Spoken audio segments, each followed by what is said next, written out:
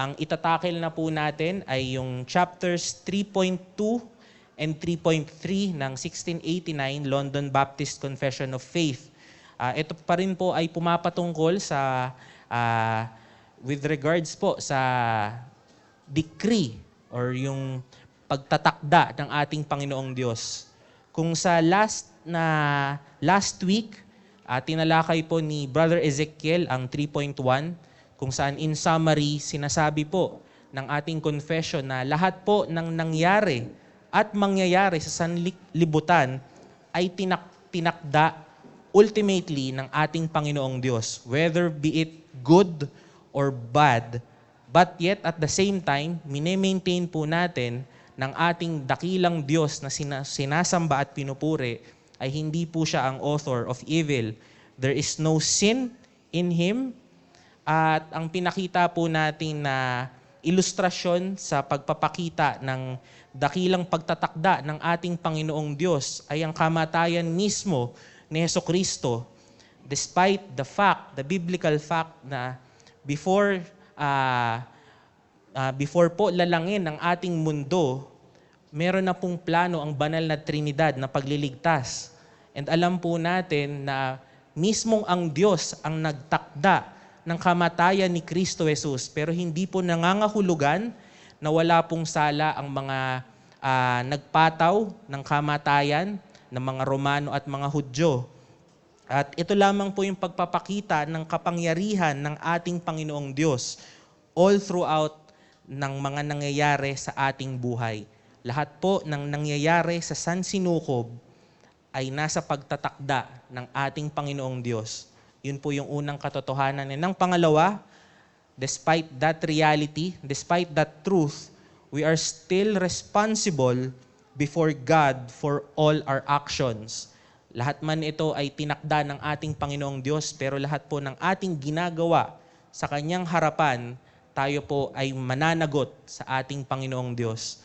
And ngayon naman po sa hapon na ito, ang tatalakayin po natin is yung 3.2 and 3.3.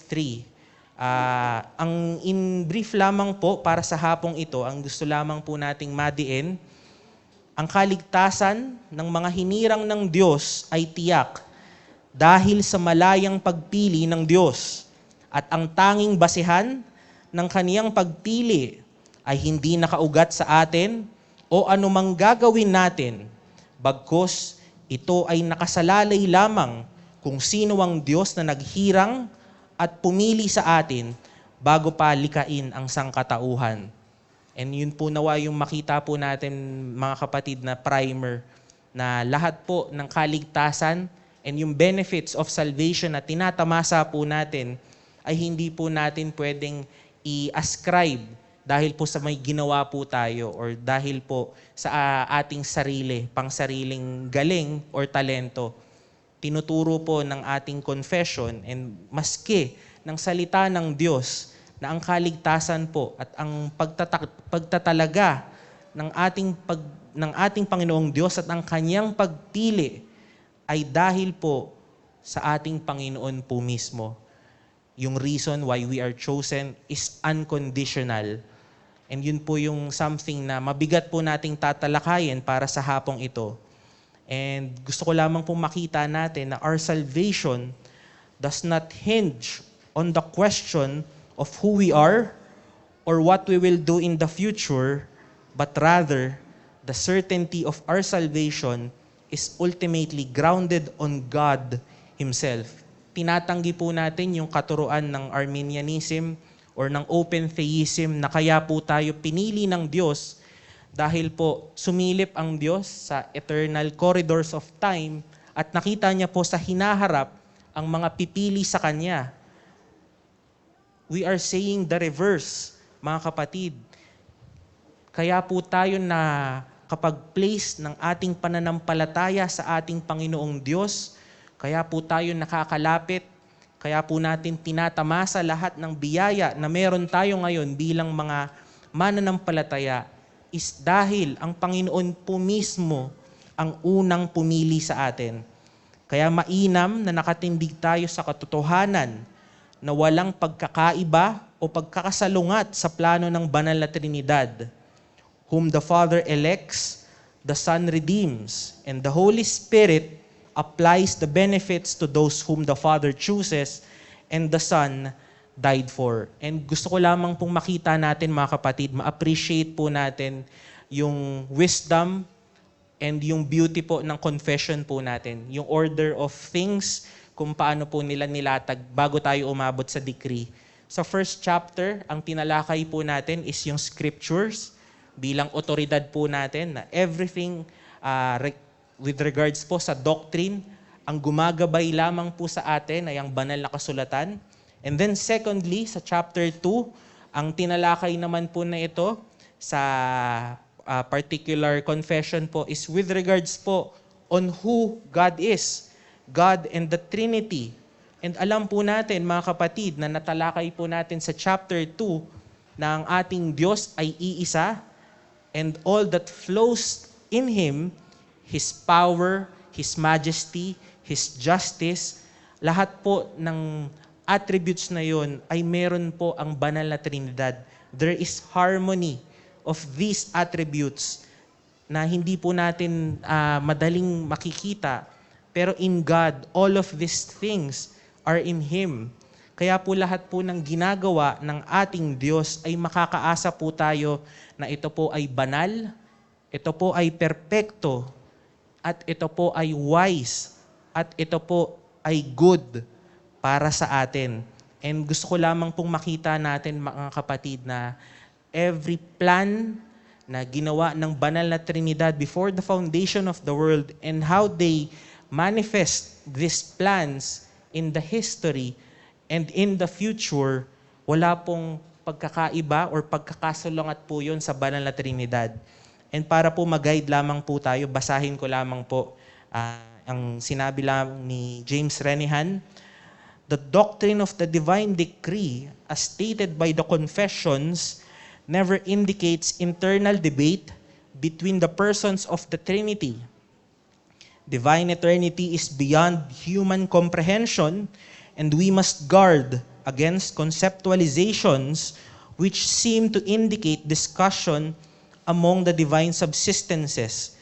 God's most wise and holy counsel is, like Himself, infinite, eternal, and unchangeable. Kaya nga, mga kapatid, kung mamarapatin nyo lamang po, yung tinatalakay po natin with regards sa soteriology, and kung alam ko po, lahat po tayo almost may idea ng tulip, is kailangan po nating makita na importante pong doktrina ito dahil tinatamaan po nito ang Trinitarian proper. Tulad po ng nabanggit kanina, wala pong pagkakahiwa-hiwalay ng plano mula sa pagpili ng Diyos Ama at ang pag-alay ni Kristo Jesus para sa kanyang mga tupa, at gayon din ang ministeryo ng banal na Espiritu. Kung makikita po natin, mga kapatid, this Trinitarian plan has harmony in a Calvinistic system of theology.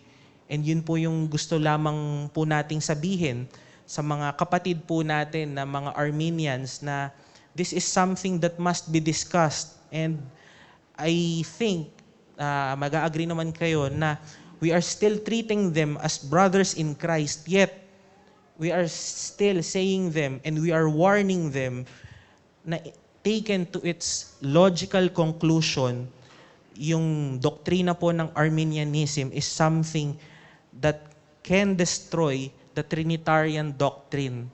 Yung harmony po ng banal na Trinidad ay maaring masira kung pangahawakan po ninyo in its logical conclusion ang Arminianism. And mga kapatid, this is also something na makita din po natin na ang mga tinuturo po sa atin ng ating iglesia, sa ating mga Sunday school is something that we must also labor to understand. Dahil itong mga bagay na ito ay hindi lamang po basta kaalaman po. Ito po ay nagtuturo po sa atin kung paano po kumikilos ang banal na Trinidad para sa ating kaligtasan. And with that, meron lamang po tayong 2 punto para po sa hapong ito. First point po natin is ang foundation of God's decree, particularly sa verses 11, 14 and 15. And then yung second point po natin ay ang the purpose of God's decree. Talakayin po muna natin yung unang punto, ang pundasyon ng pagtatakda ng ating Panginoong Diyos. Pero sa simulat sa pulpa lamang po, ito na po yung pagtatanggi natin. Because we are guided by scriptures concerning God, we are certain that whatever comes to pass is due only to Himself. We are assured that the God we worship is not a capricious God. And this is something na makita po natin mga kapatid. Dahil guided po tayo kung sino ang Diyos, tayo po ay may kasiguraduhan na ang lahat po ng nangyayari sa ating bansa, sa ating mundo, ultimately ay para po sa ating ikabubuti. At ito po ay nagmumula sa kabutihan ng ating Panginoong Diyos. And this is something that mahirap lunukin eh. You mean all the atrocities all throughout the history, lahat yun mabuti. Pero mga kapatid, ultimately, lahat po yun ay nagbibring sa pinaka-purpose ng ating Diyos na tatalakayin po natin mamaya. Pero this is something that we must trust mga kapatid, na everything that happens in this world is under the power and authority of God. And to say otherwise, or kung itatanggi po natin na hindi lahat ng nangyari ay nasa kapangyarihan ng Diyos, mas marami po siyang mga problema mga kapatid. Mas mahirap pagkatiwalaan ang Diyos na hindi kontrolado ang lahat ng bagay. Kesa ang Diyos na pinupuri natin ngayon na all things na nangyayari, whether good or bad, kahit hindi po natin maarok sa ating mga infinite minds, pero deep down, alam po natin na tayo po ay makakaasa na ito po ay ayon sa plano at otoridad ng ating Panginoong Diyos. Gusto ko lamang pong makita natin na if chapter 3.1 teaches us the universality of God's decree, which is all that comes to pass is ultimately decreed by God, chapter 3.2 states that the cause why God's decreed such things are not based on any externalities but only upon Himself. And this is yung something na kailangan po nating makita mga kapatid. Hindi po nag-a-act ang Panginoon na nakadepende sa kanyang mga creatures.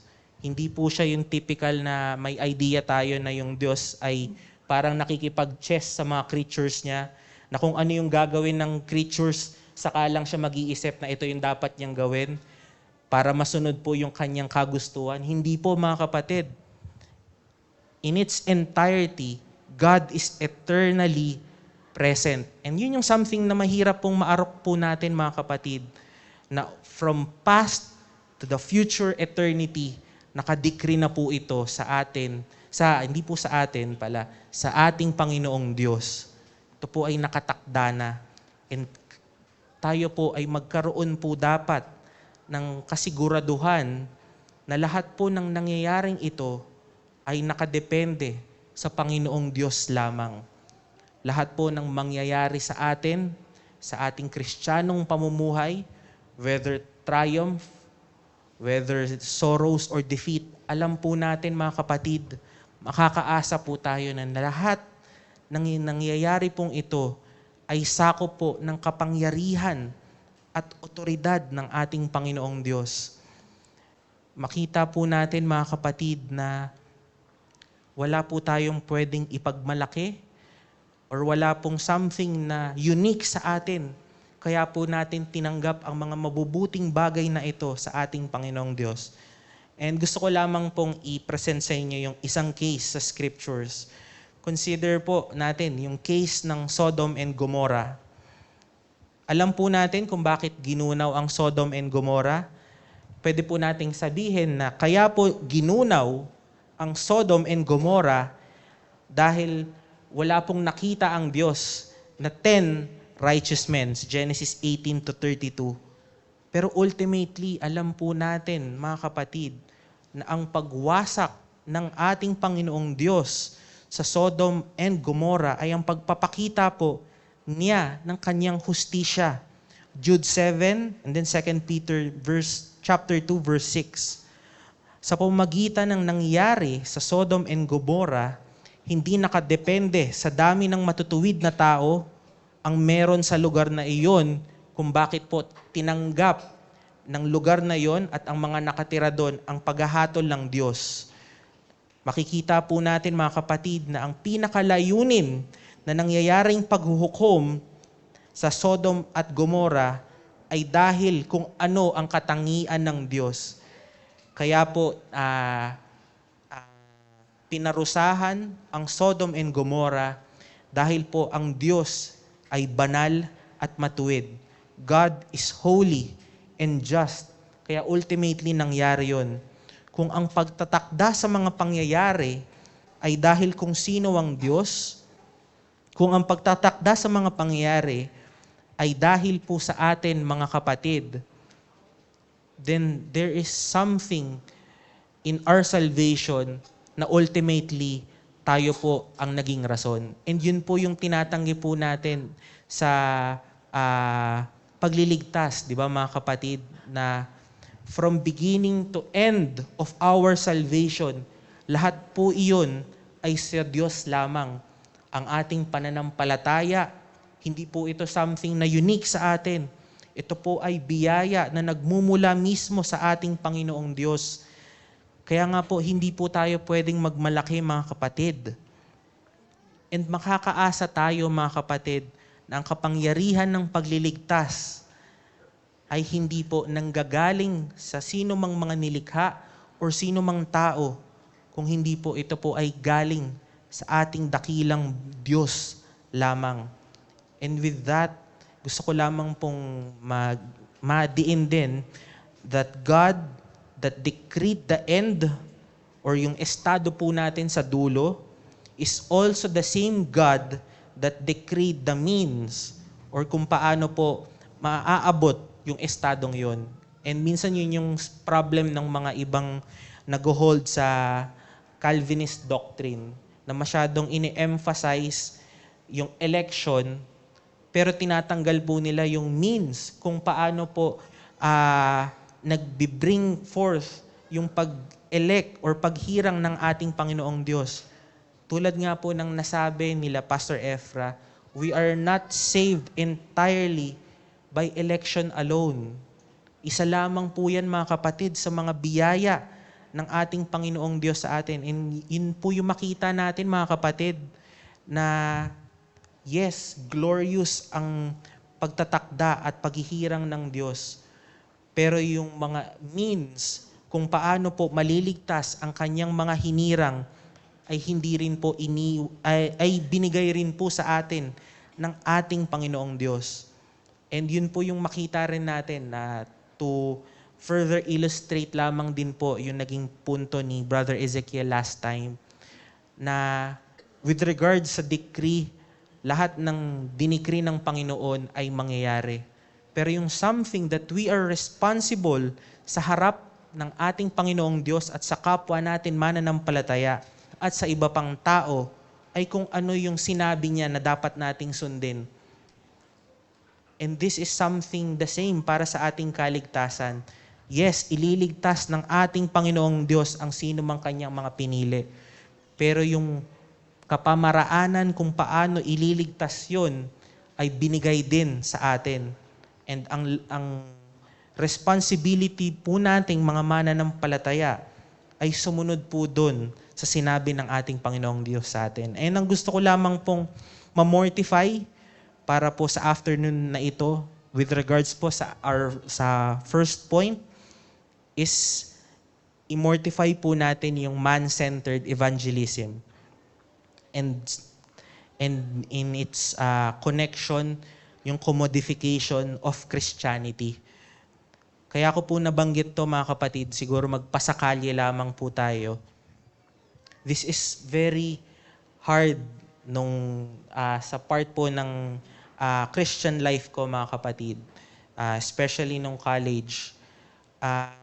na-encounter ko siya, I think, yung doctrine ng unconditional election in my part via accident. Dahil ang naalala ko lamang po noon, parang sa organization po namin, pinaghanap lang po kami ng mga life verses. Parang tanda ko po noon, parang ang iniisip kong maging life verse na itatakel either Romans 12:9, yung let love be without dissimulation, abhor to that which is evil, cleave to that which is good, or yung Romans 12:21, yung be not overcome of evil, but overcome evil with good.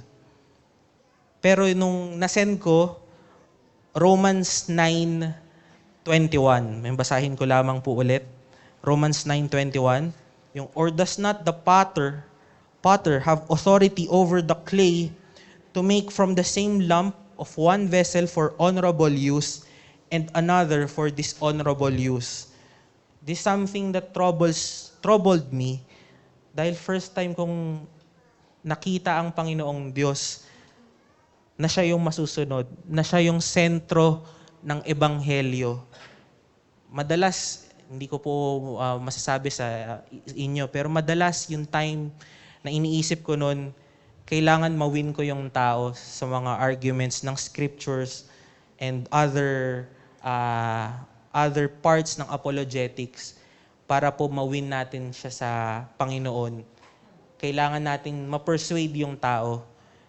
Kumbaga, ang sentro ng ating pag-evangelize is hindi yung Diyos, kung hindi yung tao. And I think this is something na pinagpapasalamat ko dahil ang pag-share po natin mga kapatid ay nakasentro sa mga tao na sinesharean natin. Especially sa mga minamahal po natin sa buhay, mga kamag-anak, sa mga kakilala po natin, mga kaibigan.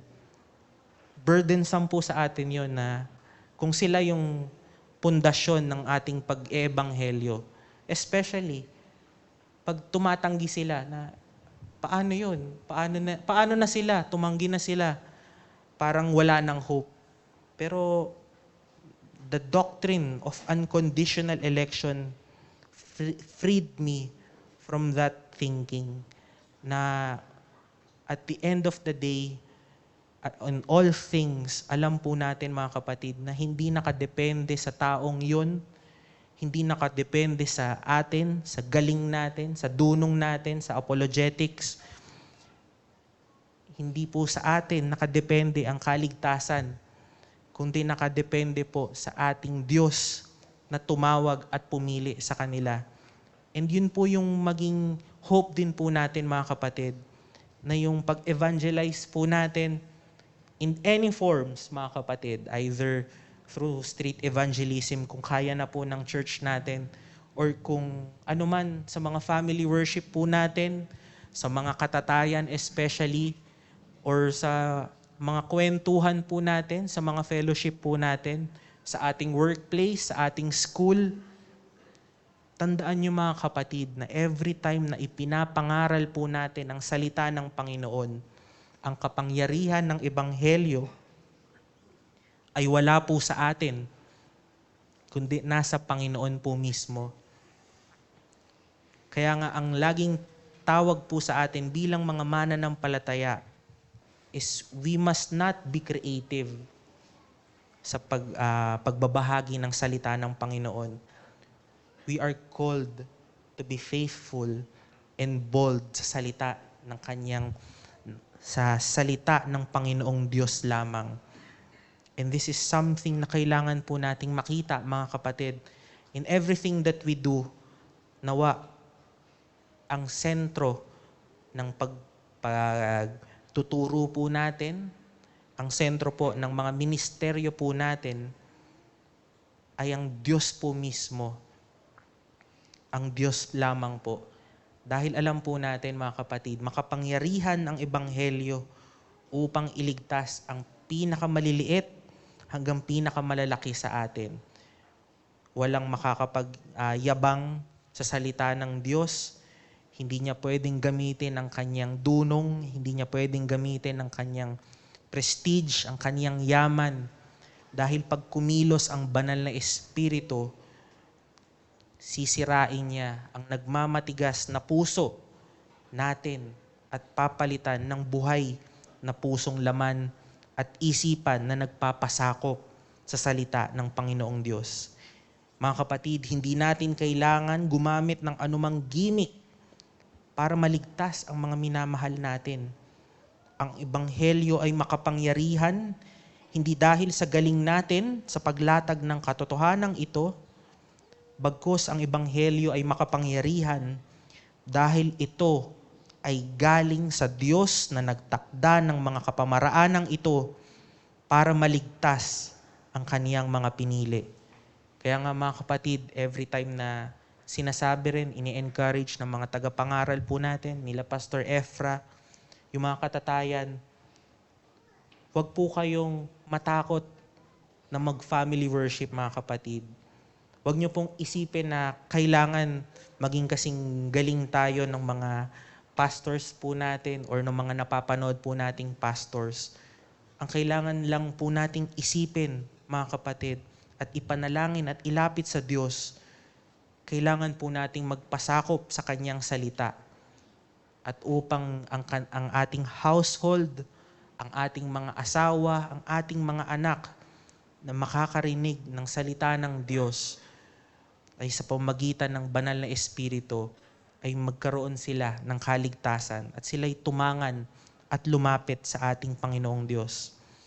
And para naman po sa mga mananampalataya, ang question po natin for this afternoon, naligtas ba tayo dahil naintindihan natin agad ang kalaliman sa doktrina?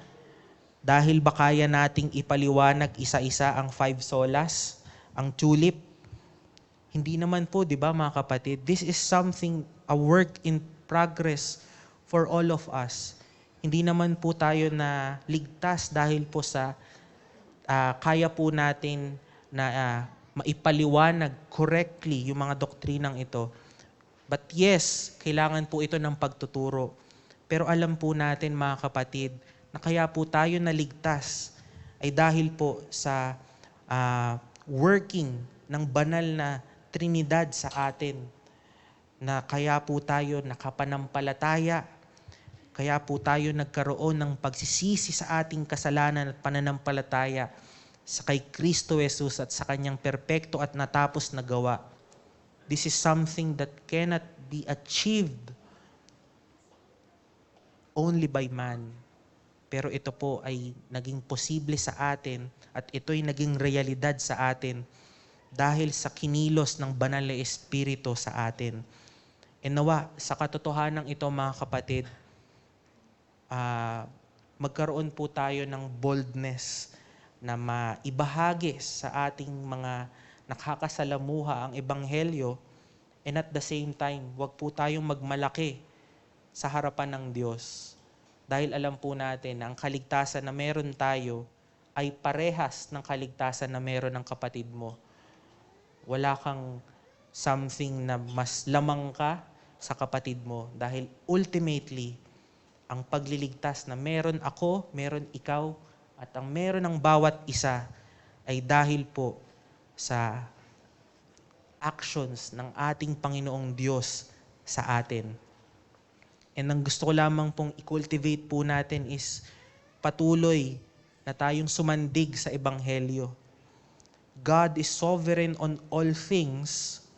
Madali pong isipin, and I think almost all Christians naman po ay kayang mag-agree sa statement na yon na God is sovereign on all things.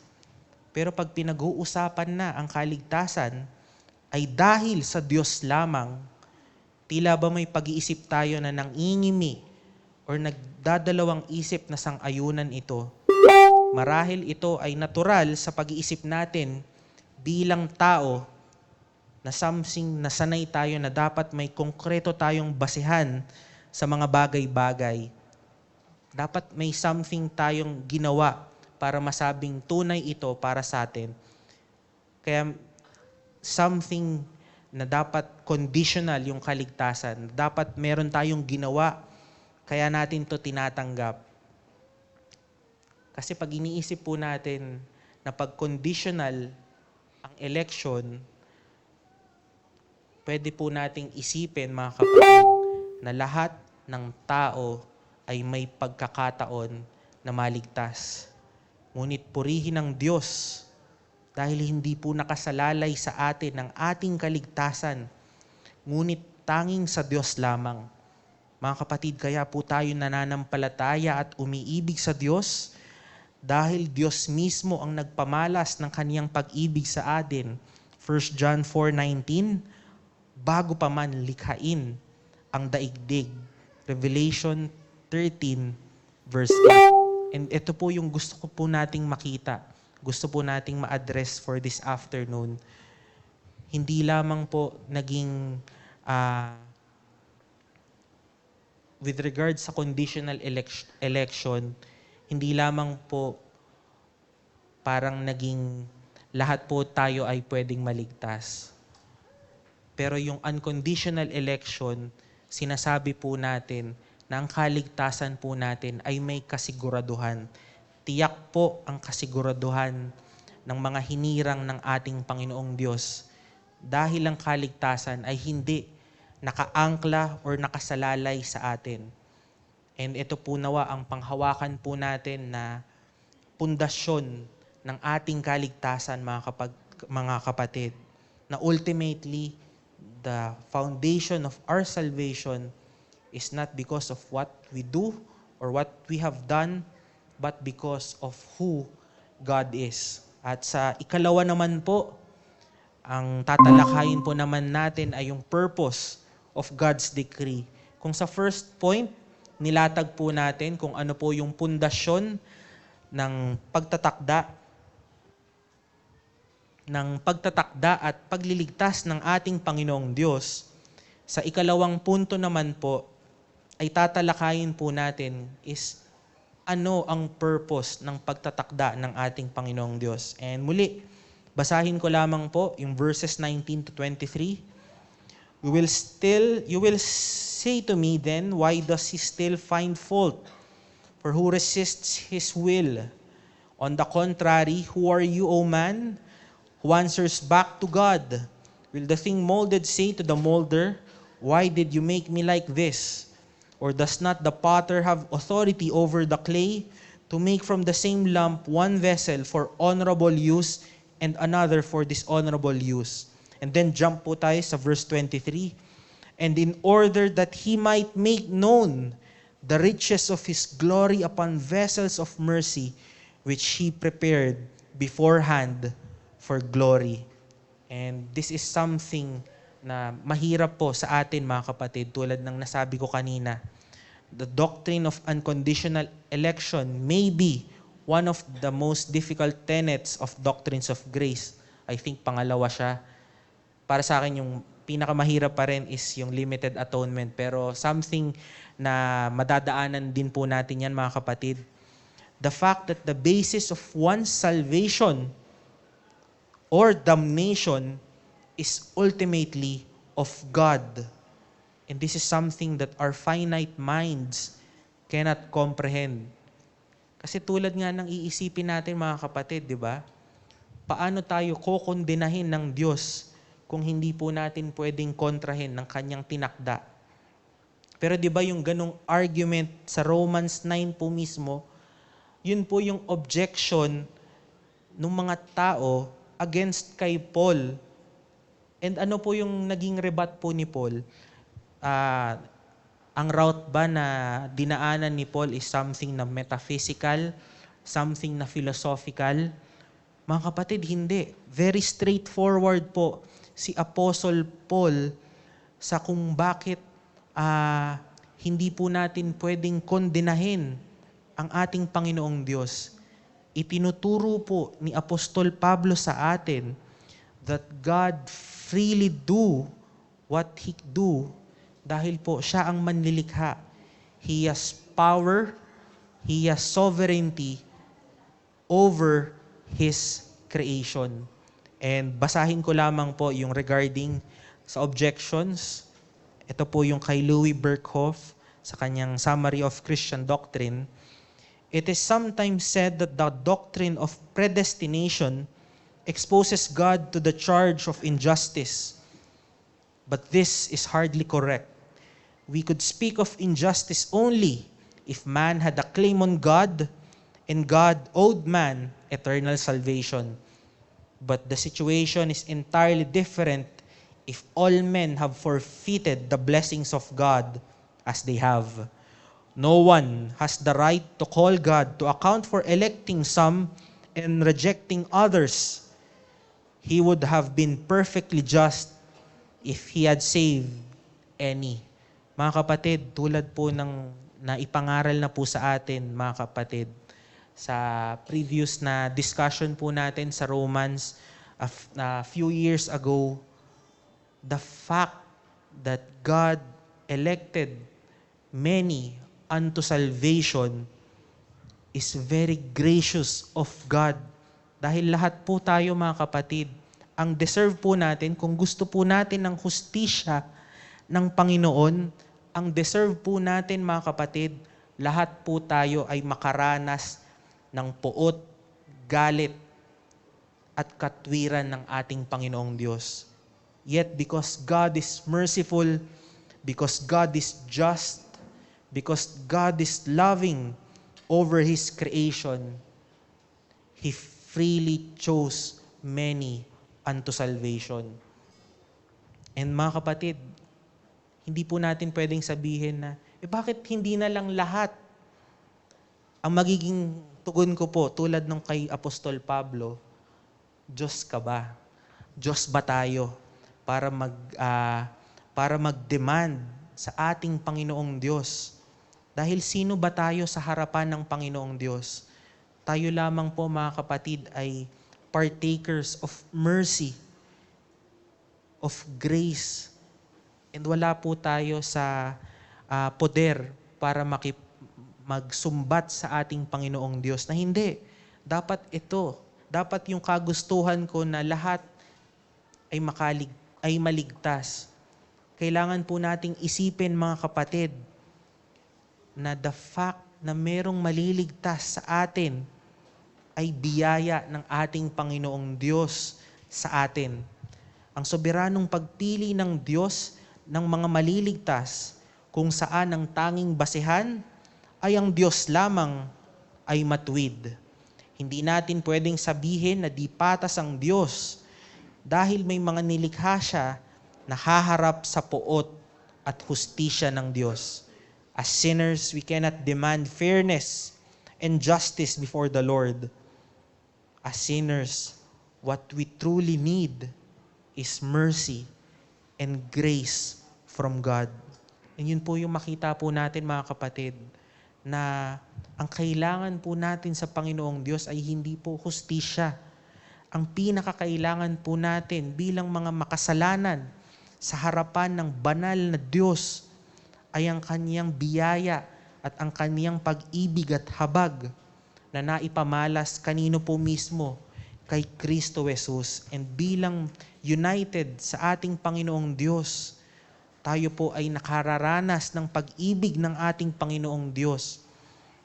And I think, mga kapatid, sa binasa po natin na talata, ang parang madalas mahirap na pakinggan is yung Jacob I loved, Esau I hated. And I think nabasa ko po yata yun sa yun din yung parang comment ng isang student ni Charles Spurgeon na how can a loving God ever hated Esau? Pero yung binalik po ni Spurgeon dun sa seminary student is hindi po maabot ni Spurgeon na how can a just and holy God ever loved Jacob? And mga kapatid, yun po. Hindi po tayo si Esau. Tayo po si Jacob. Tayo po yung nangloloko ng mga kapatid po natin. Tayo po yung mga nanlalamang sa mga kapwa po natin. And may mga kasalanan tayo na alam po ng bawat isa sa kanyang sarili. Yet despite that reality, mga kapatid, despite our sins, alam po natin na merong kaligtasan dahil sa ating pakikipag-isa kay Kristo Jesus. And this is something na makita po natin, mga kapatid, na ang bawat isa sa atin ay may parehas na pagliligtas na tinanggap sa ating Panginoong Diyos. Kaya wala po tayong karapatan na manghamak ng ibang mga kapatiran po natin sa pananampalataya. And I think this is magandang part din kay Pastor Efra kanina, na hindi po natin pwedeng gamitin ang past life ng ating mga kapatid sa pananampalataya. Dahil ang bawat isa po sa atin ay bagong nilikha na. Tayo po ay binihisan ng katwiran at ng kabanalan ng ating dakilang Diyos. At sino ako at sino ang bawat isa upang maliitin ang ating kapatiran sa pananampalataya. And nawa, yun po yung prayer po natin. And ang prayer po naming mga leaders sa inyo, na nawa, kung meron mang mga kapatid tayo na mag-under ng church discipline, nawa, wag po nating isipin na mas mataas po tayong Kristiyano sa kanila. Bagkus iparamdam po natin kung ano yung patuloy na ginagawa ng ating Panginoong Jesus sa bawat isa sa atin. Patuloy po nating ipakita ang ating pag-ibig sa kanila. And wag po tayong magmalaki. Dahil hindi po natin alam, mga kapatid, na possible na hindi po natin alam sa future. Baka tayo rin po yung mga ilangan ng pag-ibig at kababaang loob ng ating mga kapatiran sa pananampalataya. And ang gusto ko pong mamortify po natin, as we see the purpose of God, which is to show mercy, which is to show glory, either through mercy and through wrath. Ang gusto ko lamang pong makita natin, mga kapatid, na mamortify po natin is yung pride and self-promotion. The fact that the election and reprobation of man is solely based on God alone, if understood properly, ought to breed humility and assurance. And no Calvinist will say na magyayabang ako kasi pinili ako ng Diyos. Walang ganong Calvinist na magsasabi po nun. And that is something na caricature ng mga non-Calvinist sa mga Calvinist, na yung theology ng Calvinism breeds pride. It is something that puffs up. But when understood properly and always with a Christocentric focus, mga kapatid, yung doctrine of election is something that humbles us, but also gives us assurance. Dahil alam po natin, mga kapatid, na tayong mga vessels of mercy, wala po tayong rason or wala po tayong karapatan na magyabang ng ating kaligtasan sa iba pa po nating kapatiran na mananampalataya. The basis of God to save His people does not depend on our faith, our intellect, or our performative holiness. It is only because of who God is. And ito po yung gusto ko makita natin, mga kapatid. From the foundation, purpose, and everything that God decrees, ang tanging pundasyon po natin sa lahat ng ito ay ang Diyos lamang. And I think yun po yung ine-echo ng Romans 11:36. Basahin ko lamang po. For from Him and through Him and to Him are all things. To Him be the glory forever.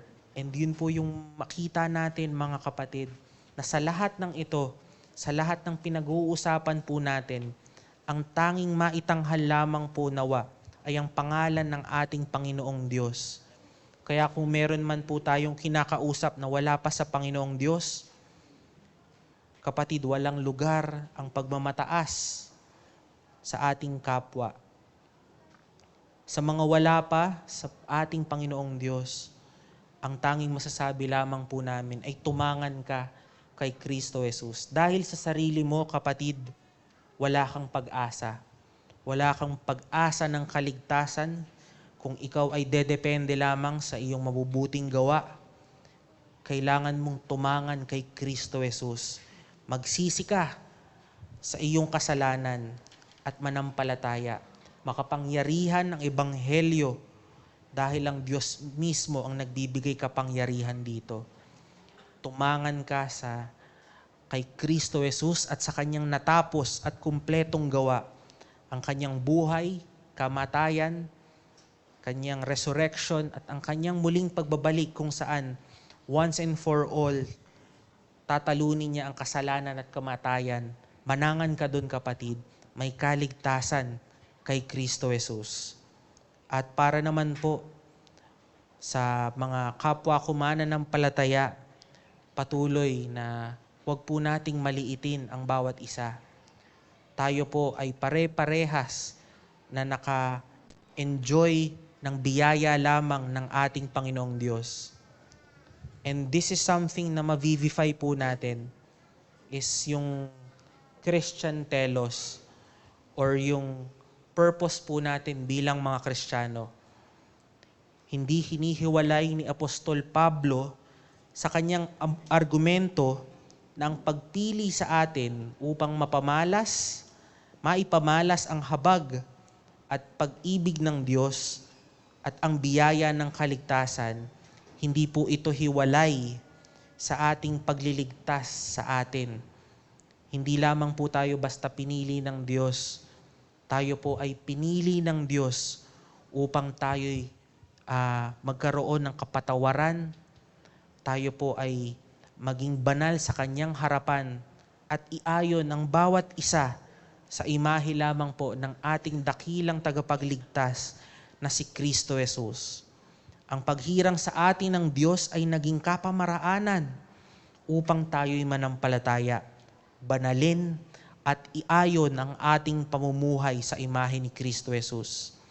And perhaps the challenge for us Christians, how do we see our salvation bleed out in every aspect of our lives?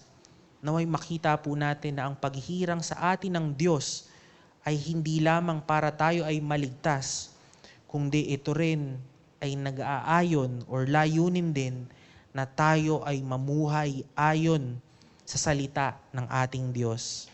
May the doctrine of the divine election bring comfort to us Christians. And this is something that is also a challenge for each and every one of us. It is easy to say God is in control when everything is going according to our plan. But our very convictions are tested when we are faced with trials, temptations, and even dark providence. Can we still say our praises and thanksgiving kung puro paghihirap ang tinatanggap natin sa Diyos? Can we give thanks to our God even though when there are times na as if yung sin ang nag-hold sa ating buhay?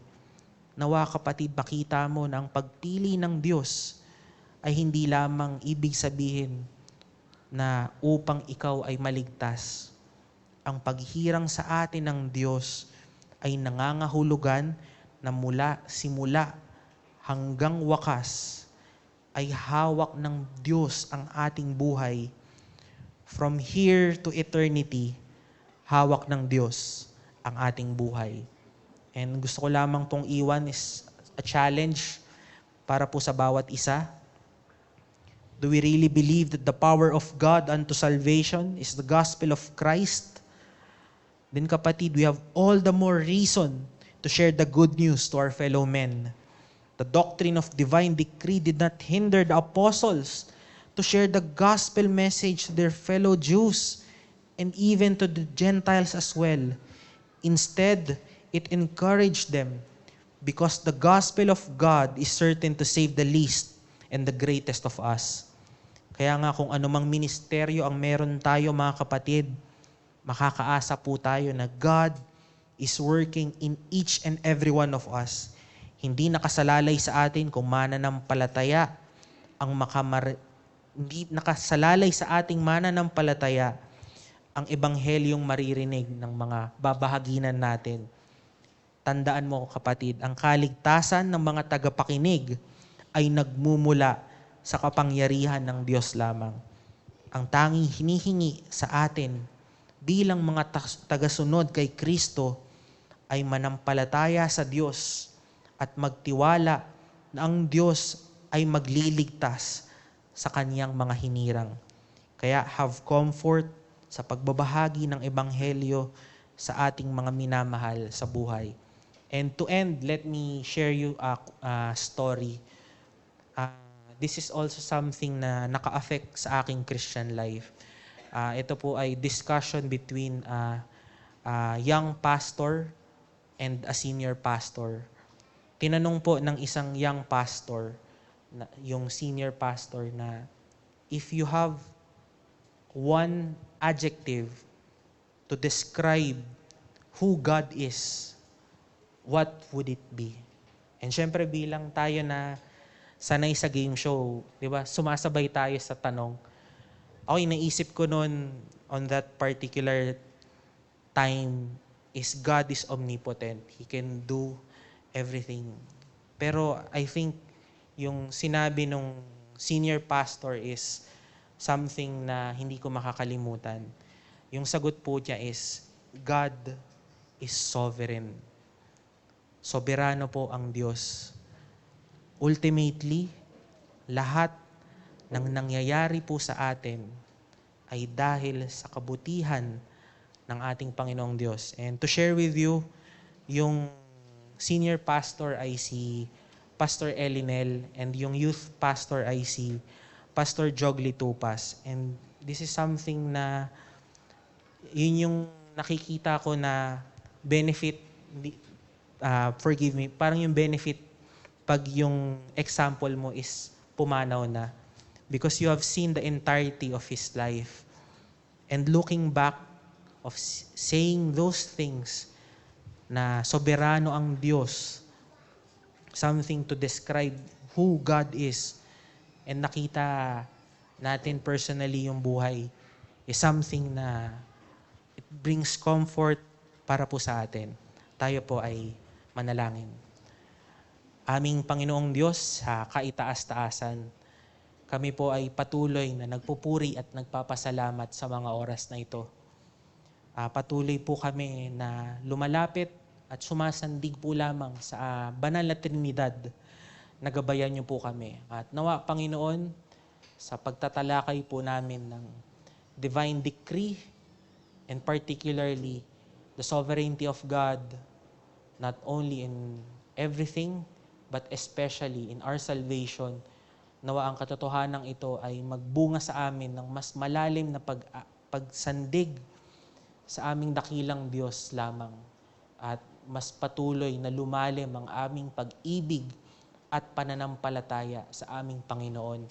And nawa, i-cultivate niyo po sa amin ang pusong mapagpakumbaba at hindi nagmamataas. And iayon niyo ang aming buhay sa aming dakilang tagapagligtas na si Kristo Jesus. Nawa, tulad ng prayer patuloy na patuloy kaming ma-conform lamang sa image ng aming tagapagligtas na si Kristo Jesus. Nawa, ma-share din po namin, maipakita namin na kung paano ibinigay ni Kristo Jesus ang kanyang buhay para sa kanyang mga kapatid.